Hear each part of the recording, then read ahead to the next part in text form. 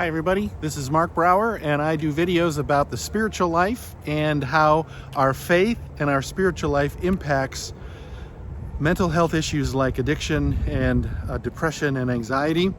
Trying something new today. I'm hoping to do this as part of a series of videos where you can ask questions and I'll respond.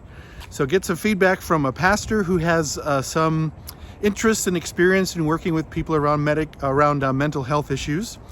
And so I'm going to start this out. Oh, and by the way, I'm going to be doing these outside so you can see some of the outdoor environments that I either live in or connect with periodically. And right now I'm in the Elm Creek Park Preserve, which is a park not terribly far from where I live, just walking around here. So here's the question today.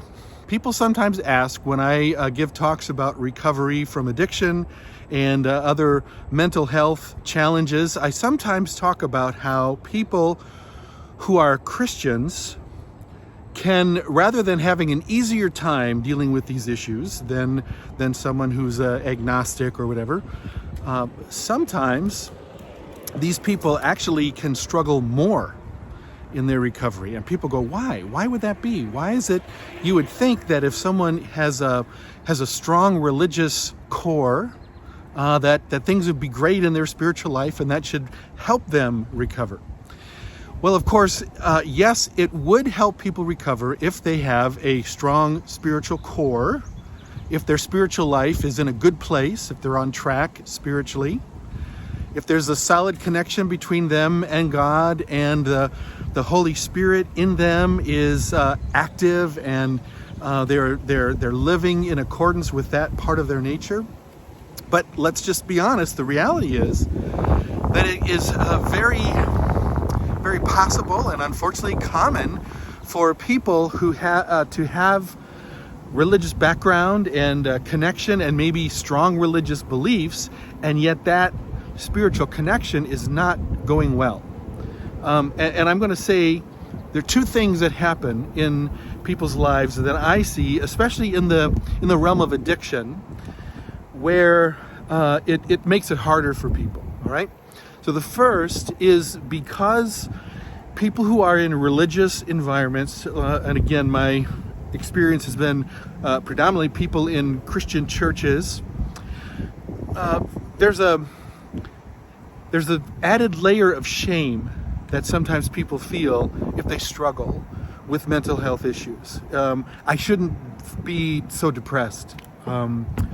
Or, I have these anxieties and I should trust God more. This does not seem like it's something that should be happening in my life, so I don't want to talk about it.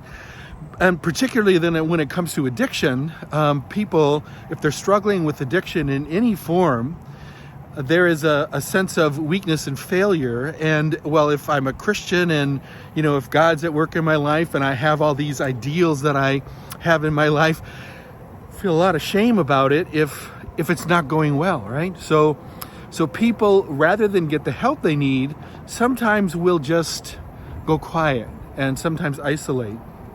Now, I've done a lot of work with people who are struggling with sexual temptations and sexual struggles of various kinds, up to and including people dealing with sexual addiction.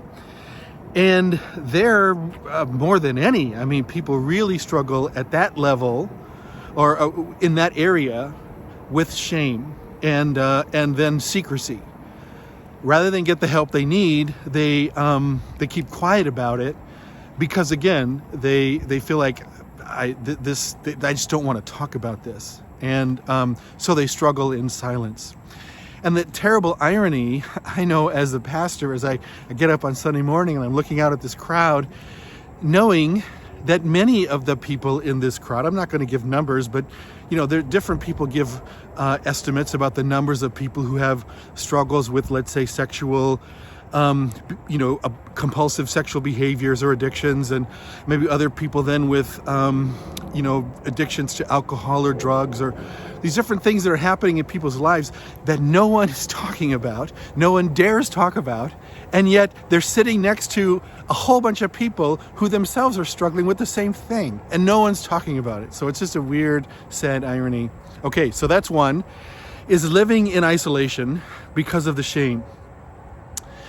The second reason that people can struggle more, counterintuitively, who would struggle more, the stronger the faith that they have, or even if they're coming out of a strong religious Christian background or environment, is that we have then this assumption that because my background is strong and my beliefs are solid, I think I'm on the right path, and so I'm convinced about that. Therefore, don't talk to me about things I need to change with regard to my spiritual life. In other words, let's say within the 12 steps, there's a part of the process of the 12 steps is to come to terms with what you believe about God, what you believe about, in their language, your higher power, and then placing your trust in your higher power. And I've literally heard people say, well, that's really not even an issue for me because I'm a Christian and I've got all this stuff figured out. But I sometimes have to say to people, look, maybe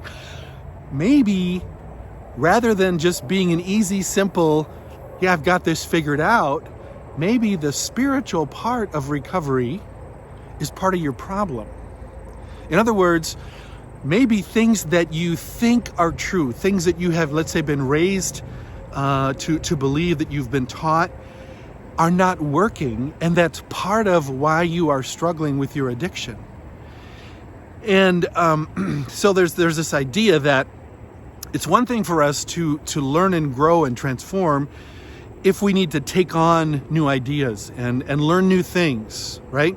It's one thing to do that, but it's quite another, and maybe even more important, for us to let go of other stuff first. In other words, to get rid of the wrong ideas. Kind of like that old story about the guy who wants to be helped by some sensei. This is an Eastern story, and wants to be taught how to be a, I don't know what, either a monk or sometimes it's told about like a karate thing. Wants to get trained really well, and so he's having tea with this master, kind of talking about all the stuff that he's learned already and kind of where he is right now.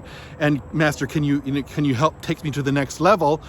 And the master starts pouring water or tea into his cup and keeps pouring and pouring and pouring, and is running over. And the guy jumps up and says, "What are you doing? It's full." And then the master says, "Look, this is what it's like, or what it would be like for me to try to teach you. I can't give you anything because your cup is already full. You think you know it all already. You will only be open to receive if you empty out this cup." And sometimes there can almost be a false sense of security, or maybe even arrogance, about our beliefs and our spiritual life for people who come into the recovery experience struggling with addiction, and at the same time, have this strong religious background. We sometimes need to work on humbling ourselves and be open to looking at this stuff and thinking and realizing that maybe there's some things I need to be honest about and say, is this really true? Is this really what my experience has been? And be open to looking at things a little differently and coming to know God in a different way. So if you can have that kind of openness, or if a person can have that kind of openness, it can be so helpful in their recovery. And I would also say, even though it might be a little scary, it can be super, super helpful in their spiritual life as well. Okay, so that's it for this one. As I said, I want to do more of these videos, but I would love to hear from you. I'd love to hear some of your questions. What would you like me to talk about on these rambling outdoor videos? So you can write something in the comments below, or send me something in the through one of my websites. All right, thanks.